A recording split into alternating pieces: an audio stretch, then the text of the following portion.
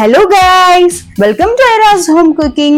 இன்னைக்கு நம்ம வீடியோல ஒரு எம்மியான பிரேக்ஃபாஸ்ட் ரெசிபி தாங்க பார்க்க போறோம். ஸோ யூஸ்வலா செய்யற மாதிரி இல்லாம அரிசி மாவுல ஒரு சூப்பரான சப்பாத்திங்க. அதோட சைட் டிஷ் பாத்தீங்கன்னா பீனட் சட்னி தான். ஸோ நம்ம வேர்க்கடலையே வறுத்து நல்ல சட்னி செஞ்சிருக்கோம். இன்னைக்கு இந்த ரெசிபியை வாங்க ரொம்ப ஈஸியா செய்யலாம். ஒரு பாத்திரத்துல ஒரு 2 கப் அளவுக்கு தண்ணி வச்சிருக்கேங்க. ஸோ தண்ணி நல்லா கொதிக்கணும். இந்த சைட்ல பாத்தீங்கன்னா அதே 2 கப் அளவுக்கு அரிசி மாவு எடுத்திருக்கேன். இதுல கொஞ்சம் உப்பு சேர்த்துக்கோங்க. ஸோ நல்லா மிக்ஸ் பண்ணிக்கலாம். நீங்க அடிஷனலா பாத்தீங்கன்னா தேங்காய் சேர்த்தா கூட துருவி ரொம்ப சூப்பரா இருக்குங்க. நான் இன்னைக்கு சேர்க்கல. தண்ணி நல்லா கொதிச்சிருச்சு. ஸோ கையோட அப்படியே அந்த மாவுல கொட்டிடுங்க. ஸோ அப்பதான் நல்லா வெந்து வரும் மாவு. பட் நீங்க கையை வச்சிடாதீங்க. கையை வச்சீங்கன்னா கை சுற்றுங்க. ஸோ ஃபர்ஸ்ட் ஸ்பூன் வச்சு நல்லா கொஞ்சம் லைட்டா மிக்ஸ் பண்ணிக்கோங்க. ஸோ இந்த 2 கப் அளவு மாவுக்கு இந்த 2 கப் அளவு தண்ணி கரெக்டா இருக்குங்க. எல்லா தண்ணியும் கொஞ்சம் கொஞ்சமா சேர்த்துட்டேங்க. ஃபர்ஸ்ட் ஸ்பூன்ல தான் மிக்ஸ் பண்ணேன். கை பொறுக்கிற அளவுக்கு சூடு வந்த உடனே நான் கையில மிக்ஸ் பண்ண ஆரம்பிச்சிட்டேங்க. ஒரு 2 ஸ்பூன் அளவுக்கு எண்ணெய் சேர்த்துக்கிட்டீங்கன்னா அந்த மாவு நல்லா பைண்டிங் ஆகி வருங்க. பாருங்க, ஒன்னு சேர மாவு வந்துருச்சு. நல்லா சப்பாத்தி மாவு பதத்துக்கு மாவு பிசைஞ்சு எடுத்தாச்சுங்க.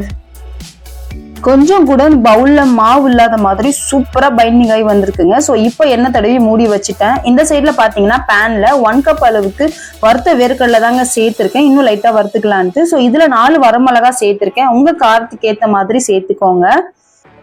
நான் வாங்கும் போதே வறுத்த வேர்க்கடலை தாங்க வாங்கினேன். ஸோ அதனால லைட்டா ஃப்ரை பண்ணிக்கிட்டேன். இதோட கொஞ்சோண்டு புளி சேர்த்து லைட்டா தேவையான அளவு உப்பு சேர்த்து அரைச்சி எடுக்க வேண்டியதாங்க. ஸோ சூப்பரான வேர்க்கடலை சட்னி ரெடிங்க. ரொம்ப சிம்பிளா செய்யலாம். பட் டேஸ்ட் பாத்தீங்கன்னா ரொம்ப அட்டகாசமா இருக்குங்க. பாருங்க, நம்ம சட்னி சூப்பரா ரெடி ஆயிடுச்சு. திக்னஸ் உங்களுக்கு எந்த அளவு வேணுமோ அந்த அளவு வச்சுக்கலாம். நான் இந்த அளவுக்கு திக்னஸ் எடுத்திருக்கேங்க. இப்ப நம்ம சப்பாத்தி தேய்க்க ஆரம்பிச்சிடலாங்க. அதுல லைட்டா கொஞ்சோண்டு மாவு எடுத்துக்கிறேன். ஸோ இது நல்லா பாத்தீங்கன்னா எண்ணெய் தடவி லைட்டா கொஞ்சம் உருட்டிக்கிறேன். பாருங்க, நான் ஒண்ணு சேர இப்போ கொஞ்சம் லைட்டா சப்பாத்தி கட்டையில தேய்க்க போறேன். யூஸ்வலா பாத்தீங்கன்னா அரிசி மாவு சப்பாத்தி கட்டையில தேய்க்க வராது. ஸோ என் மாமியாருமே பாத்தீங்கன்னா கையில தான் கொஞ்சம் ப்ரெஸ் பண்ணுவாங்க. எண்ணெய் தடவி கையால பிரஸ் பண்ணும் போது அந்த அளவுக்கு அது மெலிசாவும் இருக்காதுங்க. ஸோ நம்ம கொஞ்சோண்டு கோதுமை மாவு மேல தூவி விட்டு தேய்ச்சி எடுத்தோம்னா சூப்பரா வந்துடும். நம்ம தேய்க்க ஆரம்பிக்கும் போதே தவாவை ஹை ஃபிளேம்ல வச்சிருங்க. ஹை ஃபிளேம்ல வச்சாதான் எல்லா சைடும் ஈவனா குக் ஆகுங்க.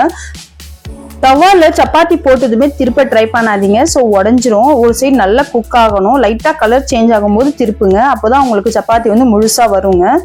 பாருங்க, ஸோ எல்லா சைடுமே சூப்பரா குக் ஆயிடுச்சு. ஹை ஃபிளேம்ல வச்சு குக் பண்ணாதாங்க இந்த அளவுக்கு சூப்பரா குக் ஆகும். உள்ள எல்லாமே வெந்தும் வரும். ஸோ நம்ம சப்பாத்தி பாத்தீங்களா எவ்வளவு எம்மியா ரெடி ஆயிடுச்சு. நம்ம நார்மல் சப்பாத்தியை விட இந்த சப்பாத்தி ரொம்ப சாஃப்டா இருக்குங்க. அதோட இதோட காம்பினேஷன் பாத்தீங்களா அடிச்சுக்கவே முடியாதுங்க. வேர்க்கடலை சட்னி தொட்டு சாப்பிடும்போது அப்பப்பா எனக்கு அவ்வளவு பிடிக்குங்க.